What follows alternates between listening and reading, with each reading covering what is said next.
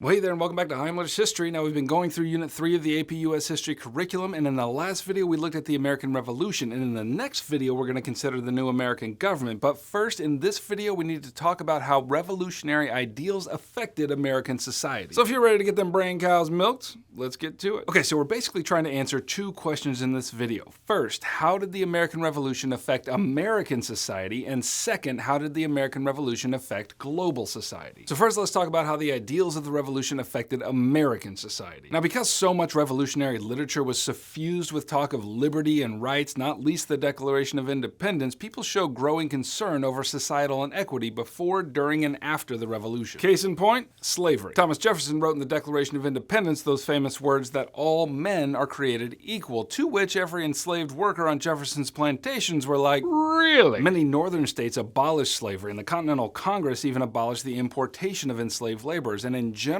this move was met with widespread support. Now, I probably don't need to tell you that this moment of conscience didn't last that long. Like, once southern plantation owners saw how closely tied their enslaved laborers were with the hooch in their pockets, you know, those sentiments kind of died down. Another way revolutionary ideals affected American society was in the opening of state and national governments to greater democratic influence. For example, state legislatures worked to universalize suffrage, which is to say the right to vote, without respect to title or nobility. In fact, these legislatures abolished the practice of granting titles of nobility or aristocracy. Revolutionary ideals also affected the lot of women in the new nation. Women contributed greatly during the war, like those whose husbands left to go fight stayed behind and plowed and planted the fields in addition to doing their normal domestic duties. And many women also banded together in voluntary associations like the Ladies Association of Philadelphia to assist with the war effort by supplying the troops with clothing and bandages and bullets. And some women just straight up dressed like men and took up arms to fight. Did we just Mulan this thing? I reckon we did. And if you want even more sauce, let me tell you about Nancy Hart of Georgia. During the war, she offered her hospitality to 6 British soldiers who sat at her table and ate the meal that she had prepared. And then she shot and killed 2 of them while her neighbors came over to hang the rest.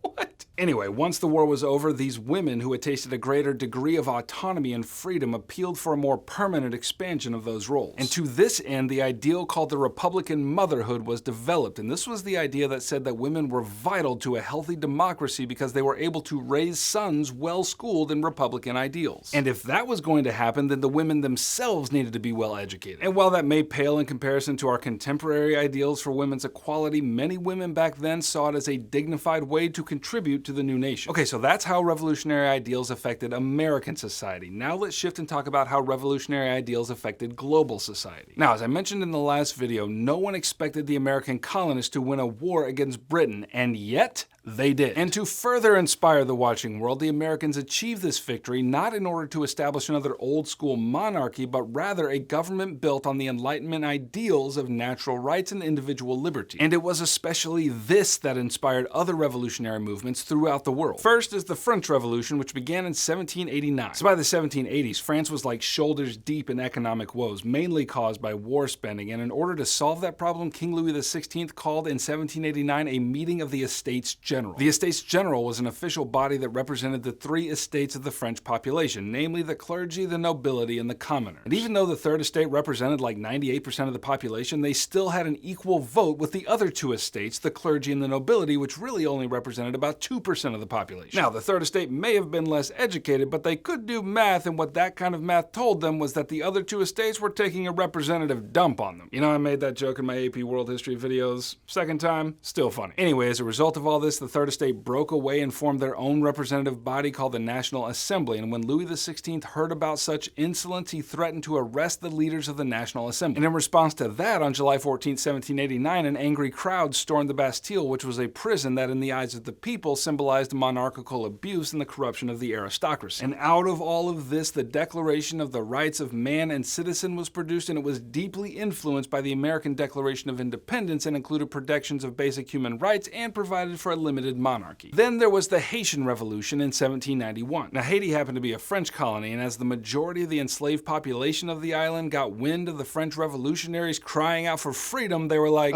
yes please. And so the enslaved population of Haiti rose up in revolution against their masters and killed many of them and burned their houses as well. A Haitian by the name of Toussaint Louverture took charge and led the rebellion against the French enslavers. And much like the American Revolution, it was altogether surprising when the Haitians actually clinched a victory against the French and established the independent Haitian government. It was the first successful revolution of enslaved people and the first black-led independent nation in the Western Hemisphere. And then the dominoes kept on falling. Latin American countries began rebelling against their colonizers as well, specifically Spain and Portugal. And when it was all over, countries like Mexico and Peru, Venezuela, and Chile had all overthrown their former colonizing powers. And there were a lot of reasons all of that went down, but not least of them was the influence of the American revolutionary ideals. Okay, that's what you need to know about Unit 3, Topic 6 of the AP U.S. History curriculum. I've got way more help for you to get an A in your class and a 5 in your exam in May right here in my view packet, so if you're into that kind of thing, click it and get it. And if you want me to keep making these videos for you, then go ahead and subscribe because that'll give me the signal that you want me to keep going. Heimler out.